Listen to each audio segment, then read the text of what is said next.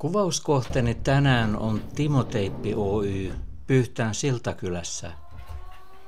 Pakkasin mukaan reppuun Fujifilm-kameran lisäksi Osmo Pocket, Osmo Action ja Mini Pro Dronen. Kulkuväline on Tesla 3 ja kyseessä ei ole sähköauto, vaan sähköinen yksipyöräinen tasapainopyörä. Eli tosi näppärä kulkuväline valokuvaajan työpäivään. Kesän aikana tulen vierailemaan useissa yrityksissä täällä Pyhtäällä. Tarkoitus on nostaa paikkakunnan palvelut maailmankartalla ja samalla näyttää sinulle, mitä kuuluu valokuvaajan arkipäivään.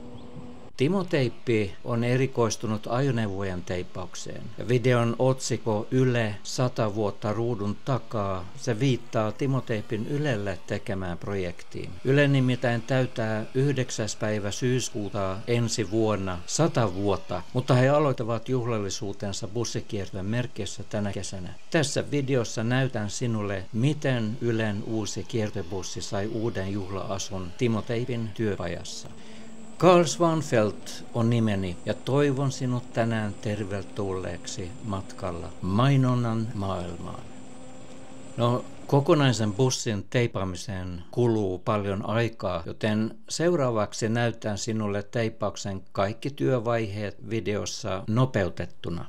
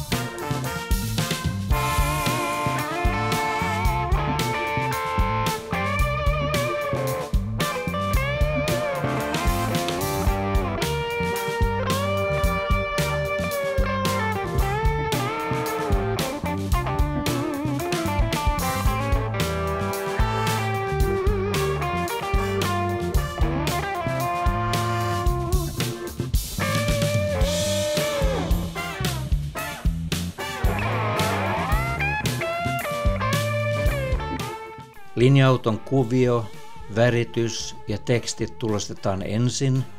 Sitten teippi saa kulutusta ja UV-säteilyä kestävän kalvon ja ammattilaiset ne puhuvat laminaatista. Pintakerros on joka tapauksessa niin lujaa, että se kestää kovaa kulutusta.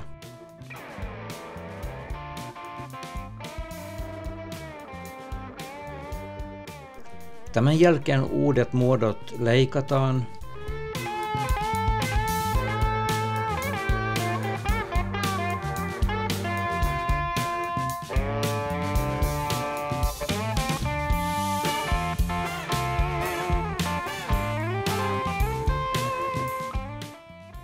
Ja teippi saa sen jälkeen siirtokalvon, joka mahdollistaa tarkan siirron ajoneuvoon.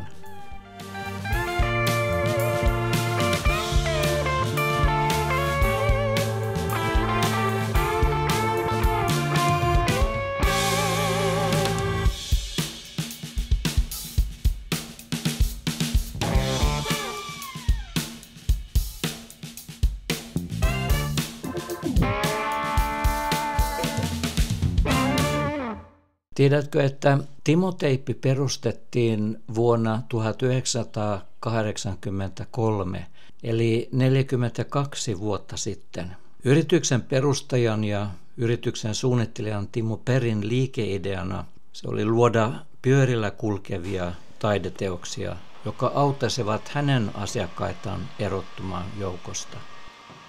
Korkea laatu ja tyytyväiset asiakkaat oli tarkoitus tuoda heille vankaat asiakassuhteet.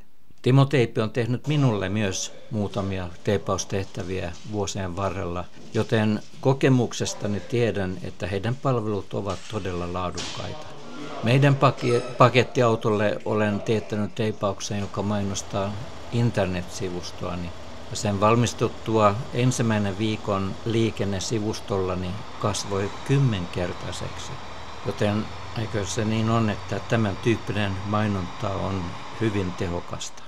Timo Teipi Oyn löydät Pyhtään kunnasta Siltakylästä ja laitan heidän yhteistiedot videon tekstikenttään täällä alhaalla videossa.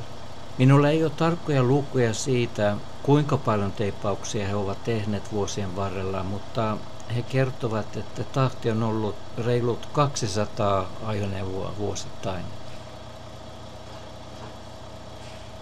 Timo Teipin kapteeni on tällä hetkellä Mikko Anttonen, joka vie yrityksen perinteitä eteenpäin täällä Pyhtäällä. Mutta heidän työmaa tietysti se käsittää koko Suomen.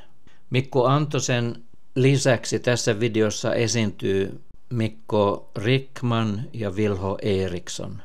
Ylen kiertobussi on nyt luovutettu ja lähtenyt matkalle ja tulee varmasti herättämään suurta huomiota. Jos et ole vielä tilannut kanavaani, on mahdollista tehdä se nyt.